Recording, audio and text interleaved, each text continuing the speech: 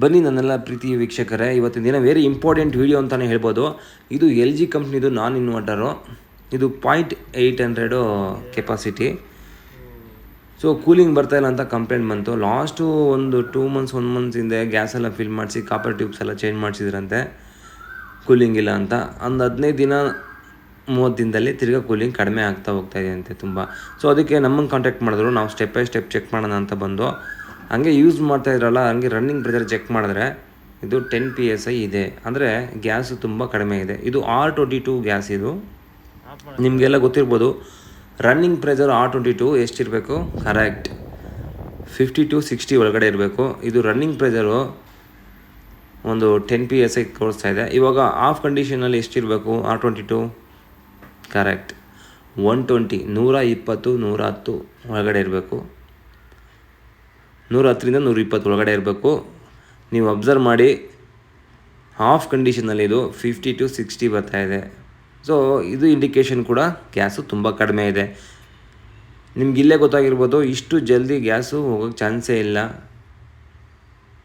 Gas ಎಲ್ಲೋ ಒಳಗಡೆ leak ಇದೆ. So ಪ್ರಾಪರಾಗಿ check ಮಾಡಿದೆ ಅವರು, ಗ್ಯಾಸ್ನ ಫಿಲ್ ಮಾಡಿ ದುಡ್ಡು ವೇಸ್ಟು ಟೈಮು ವೇಸ್ಟು ಮಾಡ್ಕೊಂಡಿದ್ದಾರೆ. ಸೊ ಇವಾಗ ನಾವು ಬನ್ನಿ ಸ್ಟೆಪ್ ಬೈ ಸ್ಟೆಪ್ ಚೆಕ್ ಮಾಡಿ ನಿಮಗೆ ಯಾವ ಥರ ಚೆಕ್ ಮಾಡೋದು ಹೇಳ್ತೀನಿ. ಬೇಸಿಕ್ಕಾಗಿ ನಾವು ಇಂಡೋರ್ಗೆ ಹೋಗೋದೇ ಇಲ್ಲ, ಔಟ್ಡೋರಲ್ಲೇ ನಮಗೆ ಕೆಲಸ ಆಗಿಬಿಡುತ್ತೆ ವೆರಿ ಈಸಿಯಾಗಿ, ವೆರಿ ಸಿಂಪಲ್ಲಾಗೆ. ಸೊ ಪ್ರೆಷರ್ ತುಂಬ ಕಡಿಮೆ ಇರೋದ್ರಿಂದ ನಾವು ಫಸ್ಟು ಇವಾಗ ಈ ಗ್ರಿಲ್ ಕವರ್ ಏನಿದೆ, ಕವರ್ ಅಂತೀವಿ, ಸೊ ಇದನ್ನು ಬಿಚ್ಕೊಬಿಟ್ಟು ನೀವು ಫಸ್ಟು ಹಂಗೆ ವಿಸಿಲಾಗಿ ನೋಡಿ ಎಲ್ಲರ ಆಯಿಲ್ ಟ್ರೇಸ್ ಇದೆಯಾ, ಆಯಿಲ್ ಥರ ಲೀಕ್ ಇದೆಯಾ ಒಳಗಡೆ ಏನು ಅಂತ. ಸೊ ಗ್ಯಾಸ್ ಲೀಕ್ ಇದ್ದರೆ ನಿಮಗೆ ಆಯಿಲ್ ಥರ ಕಾಣಿಸುತ್ತೆ. ಇದು ಅಲ್ಯೂಮಿನಿಯಂ ಕಂಡೆನ್ಸರು ಆಗಿದ್ದರಿಂದ ನಮಗೆ ಇಲ್ಲಿ ಕಾಣಿಸಿದೆ ನೋಡಿ, ಆಯಿಲ್ ಟ್ರೇಸ್ ಕಾಣಿಸ್ತು. ಅದರಿಂದ ನಾವು ಪಿಕಪ್ ಮಾಡ್ಕೊಂಬಂದು ಔಟ್ಡೋರು 99% ಇಲ್ಲೇ ಲೀಕ್ ಇರುತ್ತೆ. ಯಾಕಂದರೆ ಎಕ್ಸ್ಪೀರಿಯೆನ್ಸು ಕೆಲಸಗಾರರಿಗೆ ಗೊತ್ತಿರುತ್ತೆ, ಆಯಿಲ್ ಲೀಕೇಜು ಸುಮ್ಮನೆ ಬರೋಲ್ಲ, ಈ ಥರ ಆಯಿಲ್ ಮಾರ್ಕು. ಸೊ ಇದರಲ್ಲಿ ಗ್ಯಾಸ್ ಹೋಗಿ ಕಂಪ್ರೆಸರಿಂದ ಆಯಿಲ್ ಆಚೆ ಬಂದ್ರೇ ಈ ಥರ ಆಯಿಲ್ ಟ್ರೇಸ್ ಕಾಣಿಸೋದು. ಸೊ ಅದರಿಂದ ನಾನು ಡೌಟ್ ಯಾಕೆ ಕ್ಲಿಯರ್ ಮಾಡ್ಕೊಬಿಡೋಣ, 100% ಶೋರ್ ಮಾಡ್ಕೊಬಿಡೋಣ ಅಂದ್ಬಿಟ್ಟು 1/4 ಇಂಚು 1/2 ಇಂಚನ್ನ ಫ್ಲೇರಿಂಗ್ ಮಾಡ್ಕೊಂಡು ಬ್ಲ್ಯಾಕ್ ಮಾಡ್ಕೊಂಡಿದ್ದೀನಿ. ಸೊ ಇದನ್ನು ಬ್ಲ್ಯಾಕ್ ಮಾಡಿಬಿಟ್ಟು ನಾನು ಟೈಟ್ ಮಾಡಿಬಿಟ್ಟು ಇದಕ್ಕೆ ಪ್ರೆಷರ್ ಕೊಡ್ತೀವಿ ಇಂಡಿವಿಜುವಲಾಗೆ. ಇನ್ನೊಂದು ಇಂಪಾರ್ಟೆಂಟು ಅಂದರೆ ಔಟ್ಡೋರ್ ಕಂಡೆನ್ಸರ್ಗೆ ಎಷ್ಟು ಪ್ರೆಷರ್ ಕೊಡಬೇಕು ಕೆಲವ್ರಿಗೆ ಗೊತ್ತು, ಕೆಲವ್ರಿಗೆ ಗೊತ್ತಿರಲ್ಲ. ಮ್ಯಾಕ್ಸಿಮಮ್ 240, 240 ಮ್ಯಾಕ್ಸಿಮಮ್ ಅಷ್ಟೇ ಕೊಡಬೇಕು. ಅದ್ರ ಮೇಲೆ ಕೊಟ್ಟರೆ ಚೆನ್ನಾಗಿರೋ ಕಂಡೆನ್ಸರು ಹಾಳಾಗ್ಬಿಡುತ್ತೆ. ಕಂಪ್ನಿಗಳು ಇದೇ ಕೂಡ ಹೇಳೋದು ಟ್ರೈನಿಂಗ್ಗಳಲ್ಲಿ. ಸೊ 240 ಕೊಡಬೇಕಾಗುತ್ತೆ. ಇಂಡೋರ್ಗಾದರೆ 180, 200 ಒಳಗಡೆ ಕೊಡಬೇಕಾಗುತ್ತೆ. ಔಟ್ಡೋರ್ ಆದರೆ ಸ್ವಲ್ಪ 240 ತನಕ ಪ್ರೆಷರ್ ಕೊಡ್ಬೋದು. ಸೊ ನಾನು ಇದಕ್ಕೆ 240 ಕೊಟ್ಬಿಟ್ಟು ಪ್ರೆಷರು ಲೀಕೇಜಲ್ಲಿ ಇದೆ ಅಂತ ಚೆಕ್ ಮಾಡ್ತೀನಿ. ನಿಮ್ಮ ಮುಂದೆನೇ ಕ್ಲಿಯರಾಗಿ ನೋಡ್ಕೊಳ್ಳಿ. ಸೊ ಯಾವುದೇ ಕಾರಣಕ್ಕೂ ಅರ್ಜೆಂಟಲ್ಲಿ ಯಾವ ಕೆಲಸನೂ ಮಾಡೋಕ್ಕೆ ಹೋಗ್ಬಿಡಿ. ಇವೆಲ್ಲ ತುಂಬ ಟೈಮ್ ತೊಗೊಂಡು ನೀಟಾಗಿ ಮಾಡ್ಕೊಡ್ಬೇಕಾಗತ್ತೆ. ಸೊ ಒಂದು ಬಾಟಲಲ್ಲಿ 4-5 ಡ್ರಾಪ್ ವಿಮ್ ಹಾಕ್ಕೊಂಡು ಎಲ್ಲೆಲ್ಲಿ ಡೌಟ್ ಇದೆ ಅಲ್ಲೆಲ್ಲ ನೀರು ಥರ ನೀವು ಹಾಕ್ತಾಯಿದ್ರೆ ಬಬಲ್ಸ್ ಬರುತ್ತೆ. ಸೊ ಇದೂ ವೆರಿ ಇಂಪಾರ್ಟೆಂಟು. ಈ ಥರ ಬಬಲ್ಸ್ ಬರೋ ಥರ ಮಾಡ್ಕೊಬೇಕು. ಪ್ರಾಪರಾಗಿ ಮಾಡ್ಕೊಂಡಿಲ್ಲ ಅಂದರೂ ಕಷ್ಟ. ಸೊ ಪ್ರೆಷರ್ ಫಿಲ್ ಆಗ್ತಾಯಿದೆ 240. ಅದಕ್ಕಿಂತ ಜಾಸ್ತಿ ಕೊಟ್ಟರೆ ಚೆನ್ನಾಗಿರೋ ಕಂಡೆನ್ಸರು ಡ್ಯಾಮೇಜ್ ಆಗುತ್ತೆ. ಮತ್ತು ಅಲ್ಯೂಮಿನಿಯಂ ಕಂಡೆನ್ಸರು ಅದು ಇನ್ನೂ ಜಲ್ದಿನೇ ಡ್ಯಾಮೇಜ್ ಆಗುತ್ತೆ. ಸೊ ಅದರಿಂದ 240 ಮ್ಯಾಕ್ಸಿಮಮ್. ಯಾಕೆ ಹೇಳ್ತಾಯಿದ್ದೀನಿ ಒತ್ತಿ ಅಂದರೆ ಚೆನ್ನಾಗಿರೋ ಕಂಡೆನ್ಸರ್ ಕೂಡ ಹಾಳಾಗ್ಬಿಡುತ್ತೆ. ನೋಡಿ, ನಾನು ಅಷ್ಟೇ ಕೊಟ್ಟಿದ್ದೀನಿ, ಅಷ್ಟರಲ್ಲೇ ನಮ್ಮ ಲೀಕು ಸಿಗುತ್ತೆ. ಸೊ ನನಗೆ ಡೌಟ್ ಇದ್ದಿದ್ದು ಇಲ್ಲೇ. ಸೊ ಇಲ್ಲೇ ನೀವು ನಿಧಾನಕ್ಕೆ ಹಾಕ್ತೀವಿ ನೋಡಿ, ಯಾವ ಥರ ವೆರಿ ಮೈನರು, ತುಂಬ ಚಿಕ್ಕದಾಗಿ ಬಬಲ್ಸ್ ಬರುತ್ತೆ. ಅಬ್ಸರ್ವ್ ಮಾಡ್ಬೇಕು ನೀವು.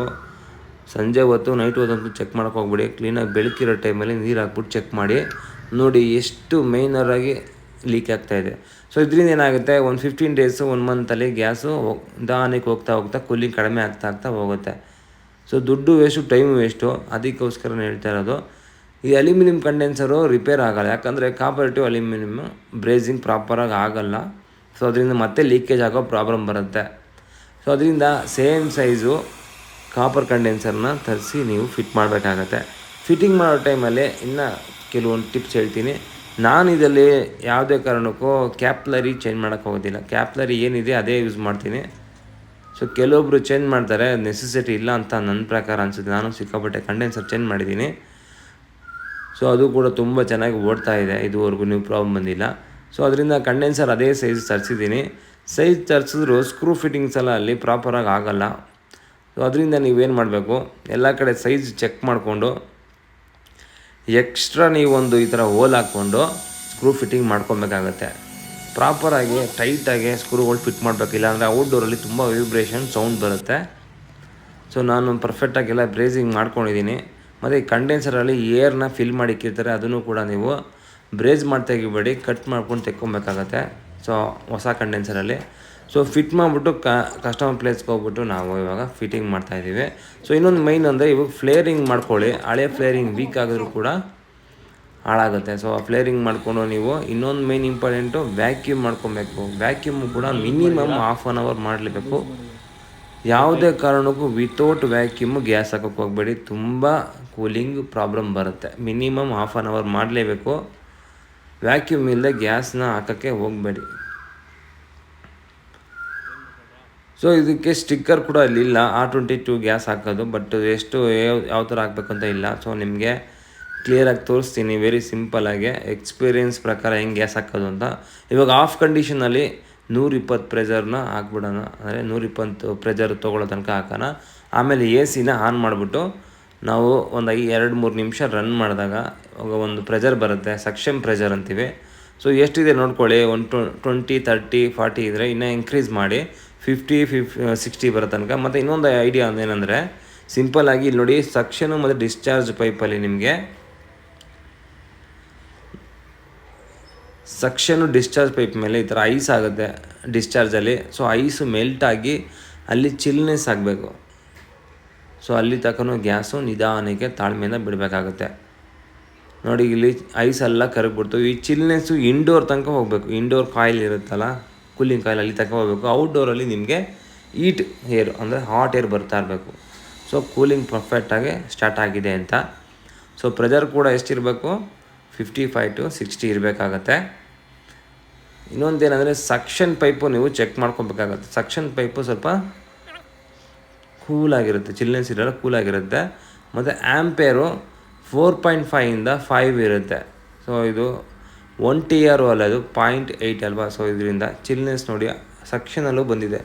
ಇಂಡೋರ್ಗೆ ಡಿಸ್ಚಾರ್ಜಿಂದ ರೀಚ್ ಆಗಿಬಿಟ್ಟು ಅಲ್ಲಿ ಕೂಲಿಂಗ್ ಕಾಯಿಲ್ ಕೂಲಾಗಿ, ಮತ್ತು ಸಕ್ಷನ್ ಅಂದರೆ ಅಲ್ಲಿಂದ ರಿಟರ್ನ್ ಬರ್ತಾ ಇರುತ್ತಲ್ಲ, ಅದು ಕೂಡ ತಣ್ಣಗಿದೆ ಅಂದರೆ ಅಲ್ಲಿ ಕೂಲಿಂಗ್ ಆಗ್ತಾ ಇರುತ್ತೆ, ಇಲ್ಲಿ ಹಾಟ್ ಆಗ್ತಾ ಇರುತ್ತೆ.